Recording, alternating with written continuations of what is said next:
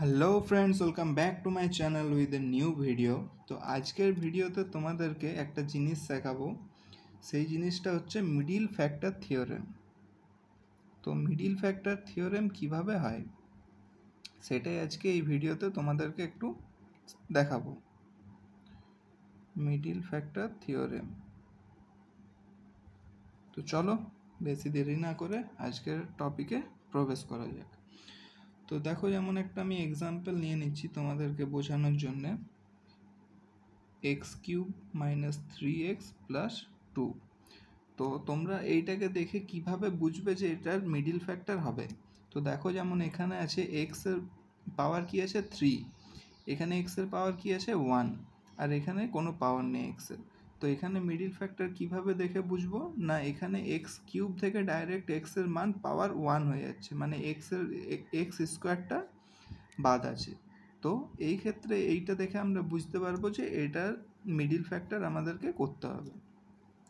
তো প্রথমেই কি করব, আমরা x এর এমন একটা মান নেব যে মানে এইটা সমান 0 হয়।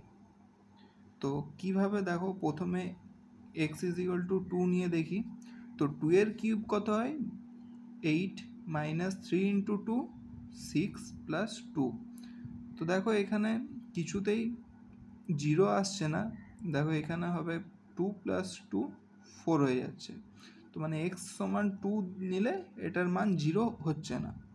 তো চলো x সমান 1 নিয়ে দেখি। তো 1 এর কিউব কত হচ্ছে? 1 - 3 × x এর মান 1 আছে, তো 3 × 1 3 + 2। তো দেখো এক্ষেত্রে x এর মান যদি 1 নিই তাহলে এটার মান আমাদের 0 হয়ে যাচ্ছে। কিভাবে দেখো, -2 + 2 কেটে যাচ্ছে 0।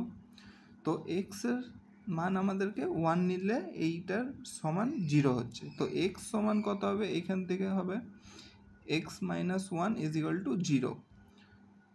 এখান থেকে x - 1 = 0 লিখতে পারি। তো নেক্সট এখানে কি আছে? x এর পাওয়ার কত আছে না 3। তো এখানে যত পাওয়ার থাকবে এই x - 1টাকে, দেখো এই সেকেন্ড লাইনটা আমরা ছেড়ে দিচ্ছি। থার্ড লাইনে x এর পাওয়ার যত থাকবে, তো এই x - 1টাকে ততবার আমাদেরকে লিখতে হবে। যেমন দেখো x এর পাওয়ার 3 আছে, তো এখানে আমরা x - 1টাকে 3 বার লিখব। দেখো লিখে দিলাম। এরপরে কি করতে হবে, এখানে এমন একটা সংখ্যা বসাতে হবে যেটা এটার সাথে মিলে। তো এখানে কি বসালে এটার সাথে মিলবে না, x² তো দেখো x² আর x গুণ করলে x³ হচ্ছে, আবার x² - 1 - x² হচ্ছে। তো দেখো এখানে x² হয়ে গেছে, কিন্তু আমাদের এখানে x এর স্কোয়ার নেই।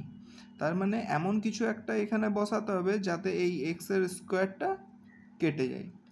তো এখানে কি বসালে x এর স্কোয়ারটা কেটে যাবে? মাইনাস আছে, তো প্লাস এখানে দিই +x, কারণ এখানে x আছে, x² হবে। তো প্লাস x এর স্কোয়ার, আর এখানে plus minus minus x × 1 x। তো দেখো এখানে x এর স্কোয়ার কেটে যাচ্ছে, কারণ এখানে x এর স্কোয়ার ছিল না। তো আবার এখানে দেখো লাস্টে আছে -x, আর এখানে কি আছে? -3x। মানে কি করতে হবে, এখানে আমাকে আরও -2x অ্যাড করতে হবে, তবে যে আমার এখানের সংখ্যাটা আসবে।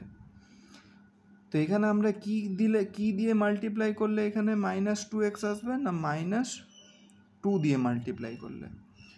তো এখানে আমরা -2 দিয়ে আবার মাল্টিপ্লাই করব। দেখো 2 × x -2x, আবার মাইনাস মাইনাস প্লাস হয়ে যাবে 2 × 1 2। তো দেখো এখানে তোমরা ভালো করে x³ এখানে যা লেখা আছে তার সমান কিন্তু এইটা হবে। কি করে হচ্ছে দেখো, x³ - x² + x² কেটে যাচ্ছে, মানে x² এখানে নেই, এখানেও থাকছে না। আবার এখানে -x -2x -3x চলে এসছে, আর এখানে +2 +2 চলে এসছে। তার মানে এই লাইনটা আমাদের ঠিক আছে। তো এরপরে থার্ড লাইন কি হবে তো এখান থেকে আমরা এক্স মাইনাস ওয়ান আর এক্স মাইনাস ওয়ান তিনটেতেই আছে, তাহলে আমরা এখান থেকে এক্স মাইনাস ওয়ান কমন নিয়ে নেব। তো এখানে কমন নিয়ে নিলাম, তো কি পড়ে থাকবে না X square plus X minus two. তো X square plus X minus two, তো দেখো চলে এলো আমাদের। তো এটার মিডিল ফ্যাক্টর করে আমাদের এটা আসছে, তো এটা হচ্ছে তোমাদের অ্যান্সার। তো বুঝে গেলে তোমরা মিডিল ফ্যাক্টর কিভাবে করতে হয়।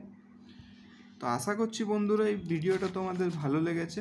যদি ভালো লেগে থাকে তো অতি অবশ্যই একটা লাইক করবে, কারণ তোমাদের এক একটা লাইক আমাকে অনেক মোটিভেট করে এরকম ভিডিও বানাতে।